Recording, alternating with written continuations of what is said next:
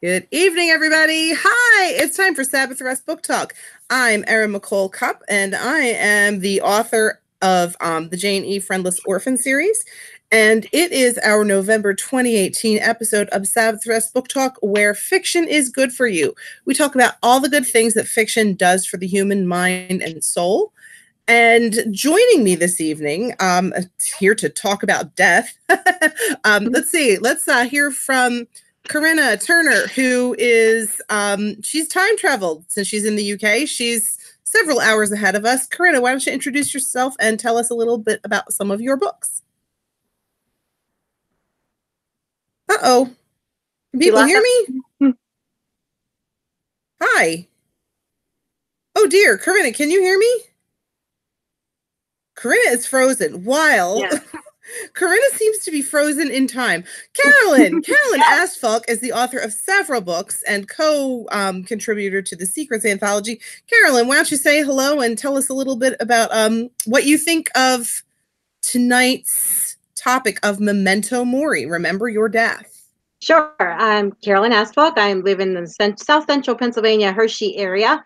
And as Erin said, I've written several Catholic contemporary romances and contribute to the young adult series of short stories called Secrets, of which Corinna is also a part of.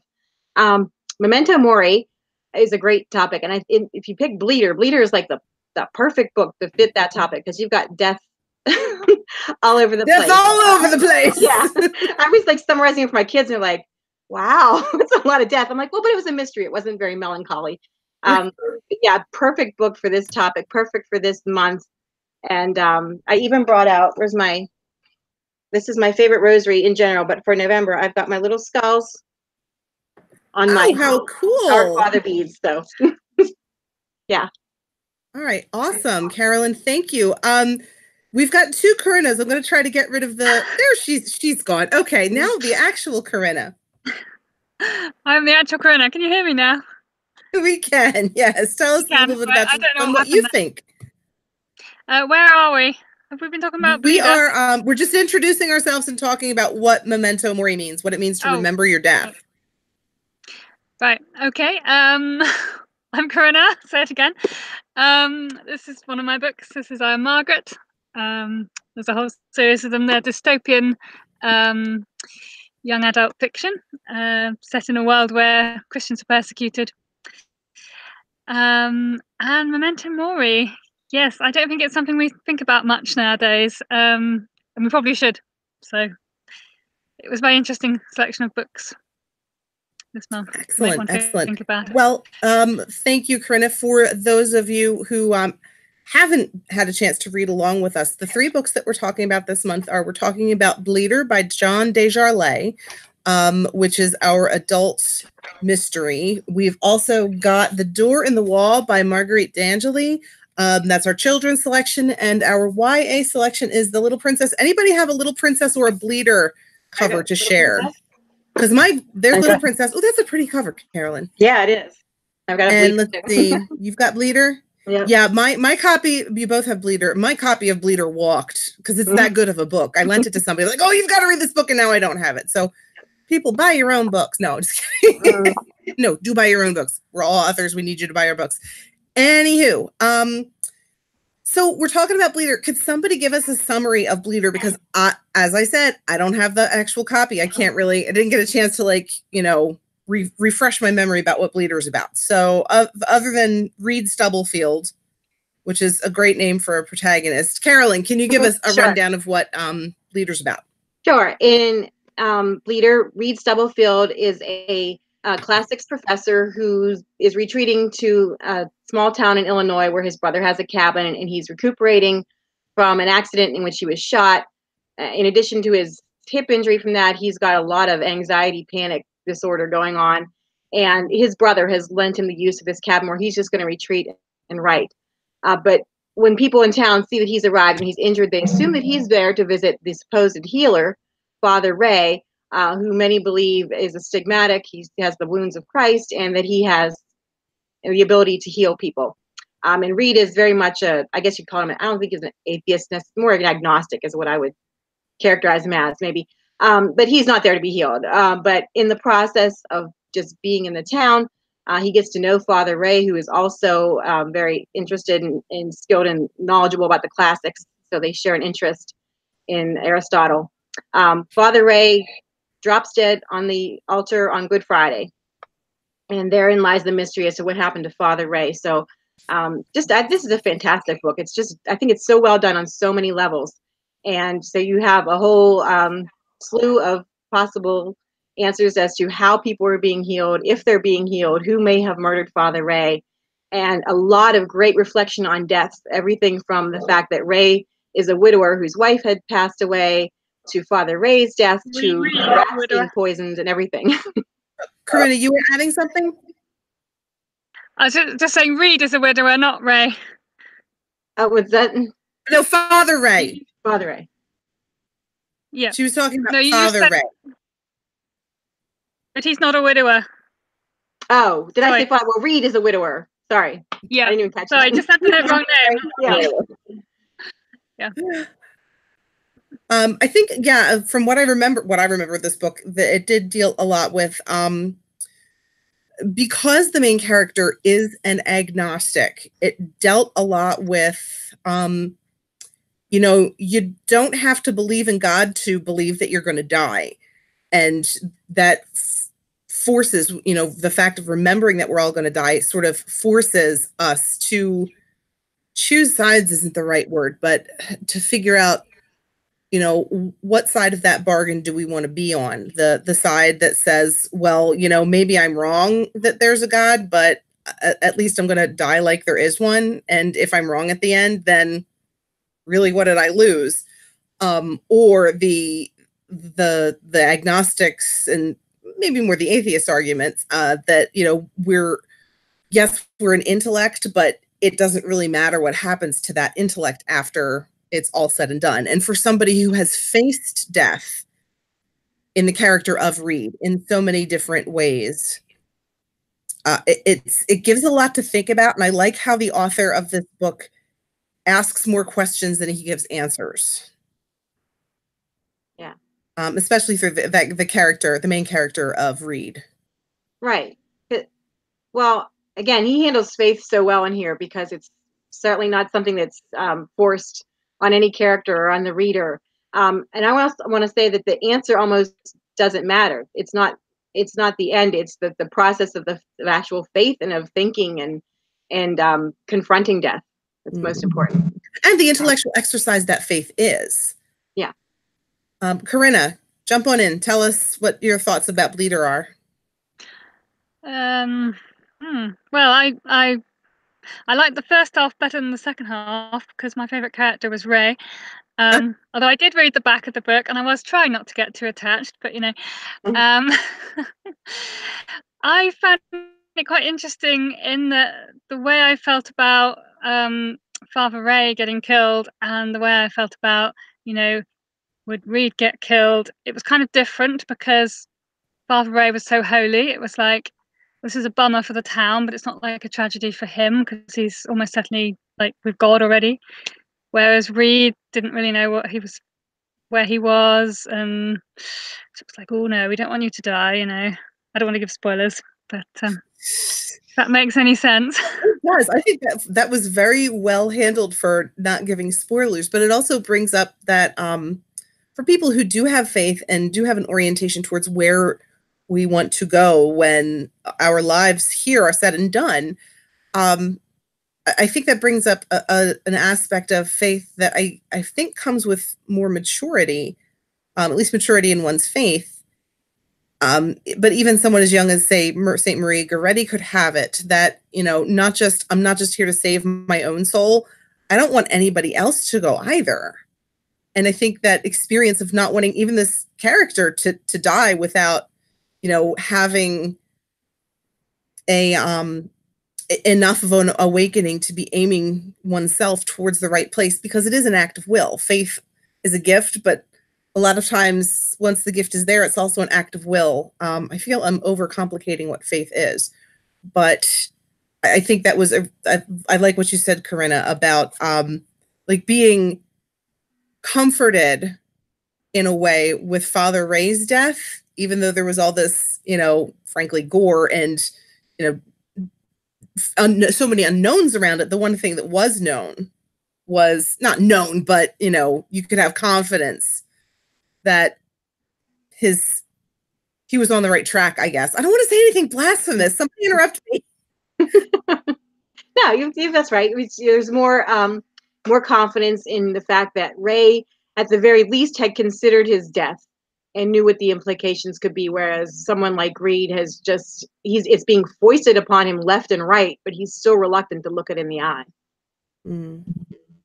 Yeah. And a lot of that's fear, I think, in characters and people.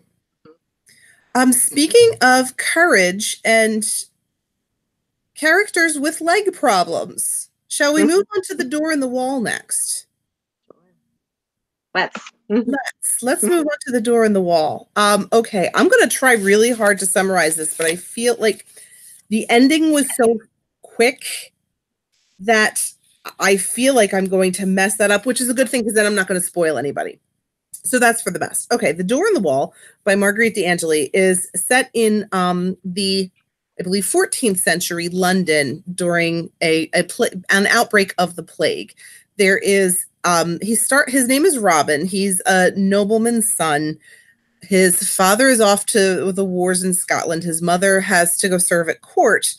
And meanwhile, he has fallen ill, not with the plague, but with, it sounds like polio. They wouldn't have heard the word polio then, but it sounds like polio. And all of the people who are supposed to be caring for him have also have fallen ill in some way, most of them from the plague. So he's rescued by a kindly monk and like a minstrelly kind of guy. And they embark on a journey to the monastery to help Robin, the main character, start getting better. And you can see he's frustrated because he misses his family. Everything in this is an absolute chaos and terror because there are people dying left and right. This is the plague. And he is left behind in so many ways, especially because his legs don't work. And he's having a very difficult time walking. He can't really walk at all at the beginning. And he's sort of lashing out at everybody. And the monk tells Robin at one point that if you think of the wall around the tower, of course, the Tower of London, this is London, where you can feel along the wall, and eventually you will come to a door in the wall, meaning eventually you're going to come to something that's going to let you out of what you feel you're trapped in. Over the summer, my family and I, we went to visit the Tower of London. And our yeoman warder guide, everybody would call them beefeaters. Our guide told us that, imagine that their job is to move thousands and thousands of people in and out of a structure that is designed to keep armies out. So if you think of something that is built in such a way to keep things out, it's got to be impenetrable to a certain degree. And I think that's sort of how Robin felt in this story, that his illness was impenetrable. But through the example of the monk and the merry little minstrel who takes them, they go on this journey to find the, what's it called? The knight he's supposed to be, for whom he is to be a squire eventually. Now at this point, but he is too ill, but they work with him to develop what muscles he has so he can find that door on the wall. And eventually there is a conflict that endangers this new castle where he is staying and serving as best he can under his circumstances. And in spite of his illness, he is able to help. So when this book was put on for Memento Mori and remembering death, I'm still having a hard time figuring out the connection, and it's probably staring me in the face. Can anybody? Well, I thought of it more because I thought the same thing. I'm like, well, there's a plague, but we didn't even encounter anybody that was plague written in the book. I thought of it more as a death of his health, his physical ability, that he had to accept a more figurative death and contend with how he lived within that mini death, really, and what was possible for him. And it was accepting, and I think it's echoed in A Little Princess too. You know, everything is upended. You're mortal.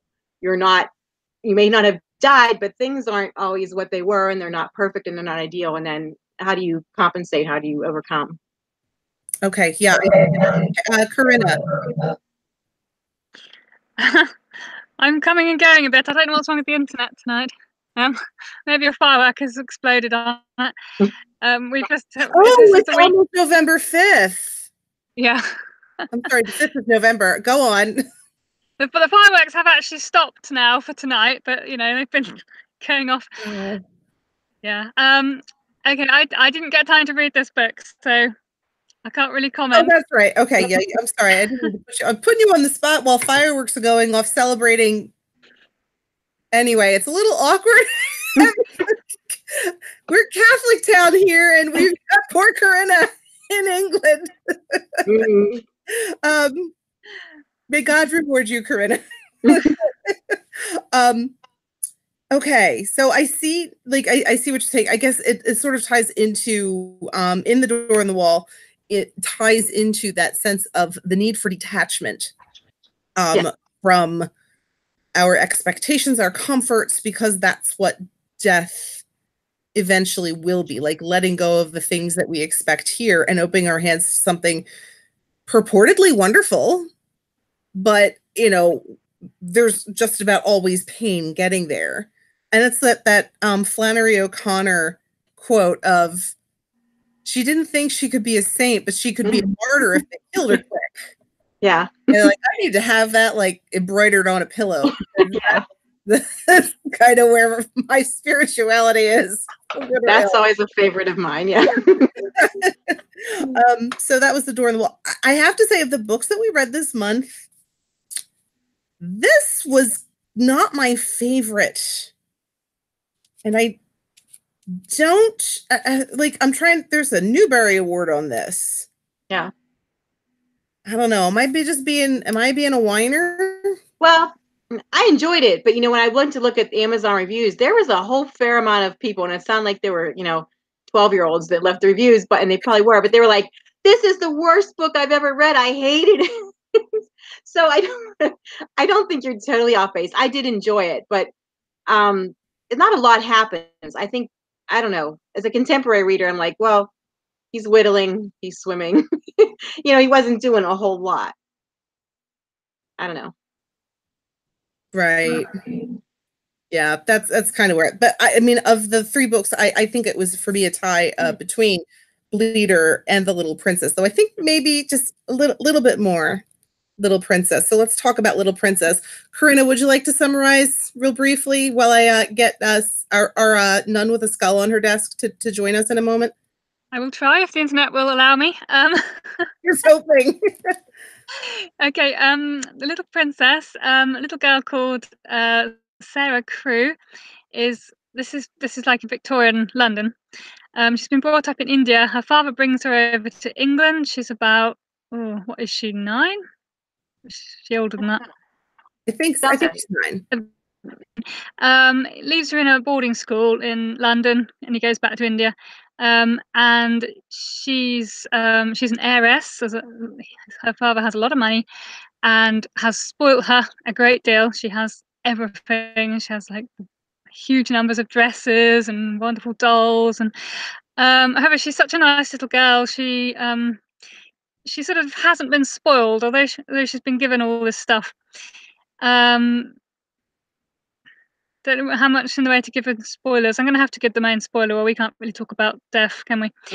After she's been at the school, she gets the news that her father's dead, and the headmistress of the school basically turns her into a servant, puts her up in a gas to the bone, doesn't feed her properly, and treats her like a slave for most of the rest of the book. I don't want to give spoilers about the ending.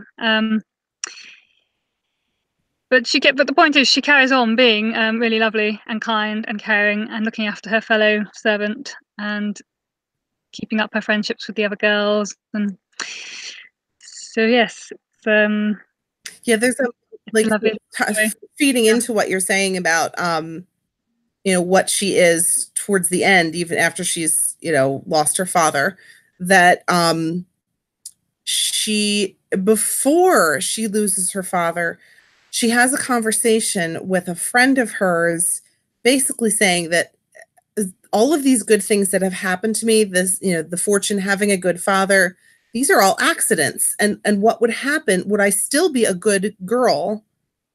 Would I still be a nice girl if all of those things were gone? And then, like, shortly thereafter, she gets that put to the test. So I really like the beautiful things that the Little Princess, A Little Princess, shows us about the importance of detachment. There's such a nice foil between Sarah, the main character, and Lavinia, who is sort of the popular girl before Sarah comes on board. And Lavinia is always, worried about surface things and, manipulating people, where Sarah is kind because it's the right thing to do. And she's even kind when her temper, not always, sometimes her temper does get the best of her, which is why I like her as a character, because she isn't perfect. She's close, but she's not perfect. That she, has that detachment from all of these things that her father almost suffocates her with, because he isn't, in physically in her life, that when they're gone, she still hangs on to what is right and good. So that's one of the reasons I really, really love this book. And I think it is a good fit for the Memento Mori topic. Carolyn, give us your thoughts. Yeah, I'd never read this or any other classics by this author. So at first it took a little while to grow on me, but I really did grow to love her character, because she's so magnanimous, despite her circumstances.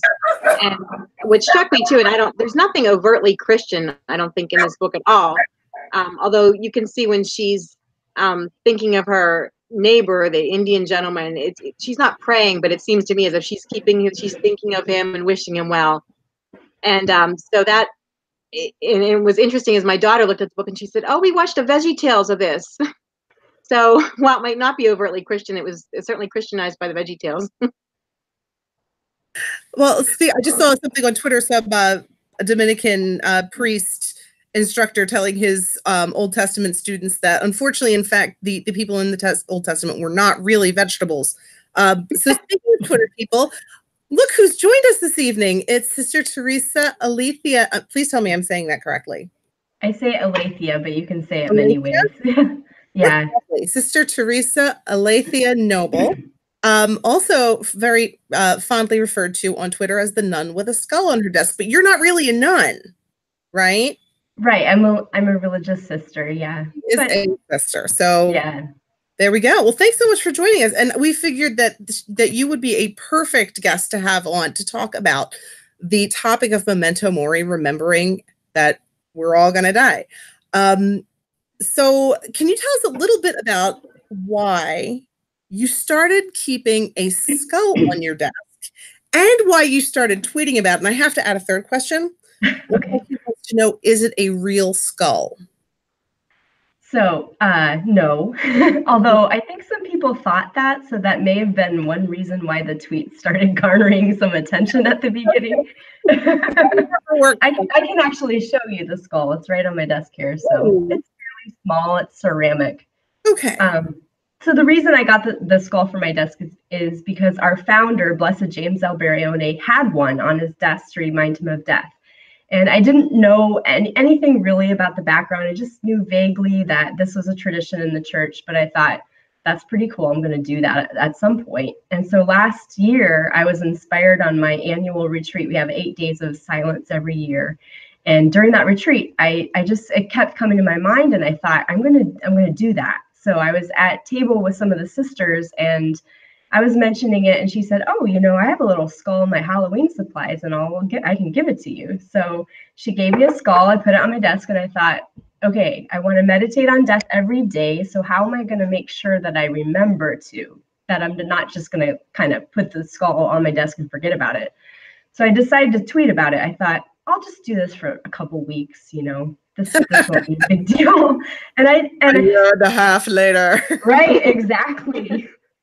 So I almost made it to 500 days of tweeting every single day about the skull on my desk. And in that journey, not only was I meditating on death, but I was learning about Memento Mori and the tradition of remembering death in the church that really stretches back beyond, like, people think of medieval times when it kind of had its heyday. But it really stretches back to the beginning of salvation history when God says to Adam and Eve as they leave the garden, remember, you are dust and to dust you will return. And those reminders of mortality are throughout Scripture. And then the church fathers talk about it. St. Benedict has it in his rule, number 47, keep your death daily before you. So this is a really rich tradition in the church that I really didn't comprehend at the beginning of this journey. But now I know so much more about it, and it's really changed my own life and given me excitement to help other people to integrate this practice into their life so it can change their life as well. That's really cool. And thank you. Because I remember just starting to see when shortly after you first started sending these tweets and remembering Remember Your Death, remembering seeing it because I did a lot of art history in college. So just seeing that like sort of revive and, spark people's imaginations now to help put things in perspective and to, really sort of awaken that reality in us. To help people with that, you recently released a journal that was created. It was based on your experiences tweeting with a skull on your desk, right? The Remember Your Death journal?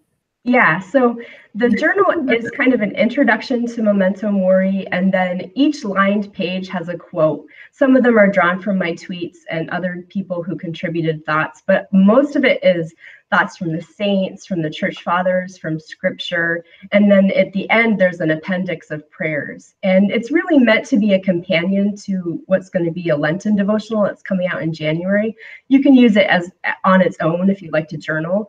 But in the Lenten devotional, I have reflections on every day for every day of the Lenten journey, and then I have reflections from the saints and the church fathers that are beautiful and so rich and longer than 240 characters. So I really hope that people are able to delve into the Lenten devotional, and then it has prompts for the journal.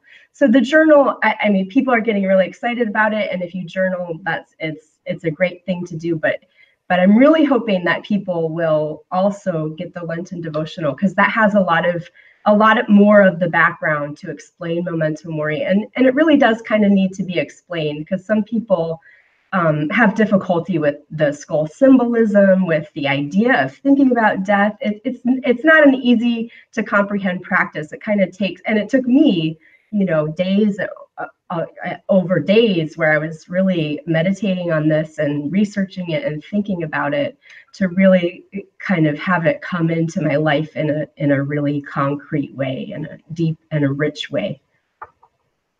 That's excellent. Thank you. Well, besides your journals, okay, so not your journal and then your Lenten devotional, which is, I mean, I was thinking like Memento Mori is a very November kind of thing to do, because that's, for those of us who are Catholic, it's the month of the Holy Souls. So we're thinking about those who have gone before us.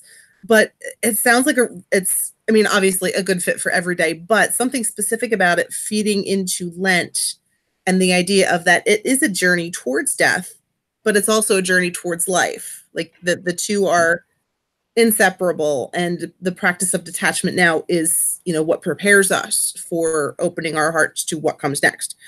Do you have any other recommended reading on the topic of Memento Mori, either fiction or nonfiction? Because we're fiction fans here. Yeah, I mean, there's really so many beautiful classic writings on remembrance of death. The Imitation of Christ, Thomas à Kempis, has a beautiful section about death. He talks about it very extensively. Alphonsus Liguori has Preparation for Death, which is a classic, which is pretty intense. You got to be up for it. But and it's of its time, but there are beautiful sections of that as well. And then the ladder of divine ascent by the early church father, St. John Climacus or Climacus. I don't know how to say his name, but I don't know how that to spell is it in my beautiful. head. What's that? I can spell it in my head. Right, exactly. That's how it is. And then some modern books that I've been reading. Peter Kraft wrote a book, Love is Stronger Than Death, and that's kind of a beautiful meditation on death and the Christian view of death. And Joseph Ratzinger, or Benedict XVI, wrote a book called Eschatology, which it's on all of the last things, but he has a beautiful section on death. And then a book that I don't necessarily recommend, but it's fascinating because it definitely does not come from a Christian point of view. But it's by 3 psychologists who have done a lot of studies on death, and it's kind of fascinating. I'm reading it, and though I don't agree with their point of view a lot, it's fascinating to see the results of some of their studies, and it's called The Worm at the Core. So none of that is fiction, sorry guys. But actually I was thinking Flannery O'Connor, A Good Man is Hard to Find. That is a really great short story on death. So there's one. Actually, pretty much anything Flannery O'Connor, because I can only read her stories like one at a time and then like take a few days off, because otherwise you start seeing patterns that, you know, she probably didn't intend, or maybe she did intend. I don't know. But anyway, yeah, a lot of Flannery O'Connor, she deals with a lot of, you know, death in the, you know, environment of like a sort of deaths in life and in liveliness and so on. So yeah, all right, that was great. Thank you for those recommendations. Where can we find more about your work? Because the Lenten Devotional and the journal aren't your only work. You have at least one more book out, right? Yeah, my first book was called The Prodigal You Love, Inviting Loved Ones Back to the Church. It's kind of a guide for inviting people back to the church. And it's kind of came out of my own experience as a revert to the church, because I used to be an atheist. So you can find more about me at pursuedbytruth.com, and it has links to the books in there if anyone is interested. And then I'm on social media, because we're media nuns, and so the Daughters of St. Paul, you'll find us all over social media. And so you can find me there at Pursued by Truth. And you can also find all of the Daughters of St. Paul at Daughters of St. Paul. All right, awesome. Sister Teresa Ilithyia Noble, thank you so much for joining us and sharing your thoughts. On behalf of Carolyn and Corinna, I'm Erin McCole Cupp. Thanks everybody for watching. Memento Mori, remember your death. And announcements. I've got my e-booklet on St. Dominic's 9 Ways of Prayer just came out. So if you want your free copy, go ahead and sign up for a newsletter, erinmccolecupp.com. All the deets are on there. Carolyn, Corinna, did you want to send us any announcements before we move on? Nothing here. All right. I've got a new Margaret book coming out on the 1st of December called The Siege of Reginald Hill. Oh, okay. Yes. So that's another in the I Am Margaret series, the dystopian. Lots of fun. Everybody. That's quite on the theme of Memento Mori, actually. Oh, good timing. Wonderful. So forgive me, but remember the 1st of December, because Corinna's new book is coming out. Corinna, I hope you get lots of rest from all the bonfires and consolation during this difficult time. I can't even imagine what it would be like to be a Catholic in England tonight and tomorrow. They don't burn Catholics anymore. So Yay! they burn politicians nowadays on the bonfires. Oh. All right. Well, thank you again, Sister Teresa. Thank you very much. I'm Erin McCole Cupp. Have a great evening, all. Bye-bye.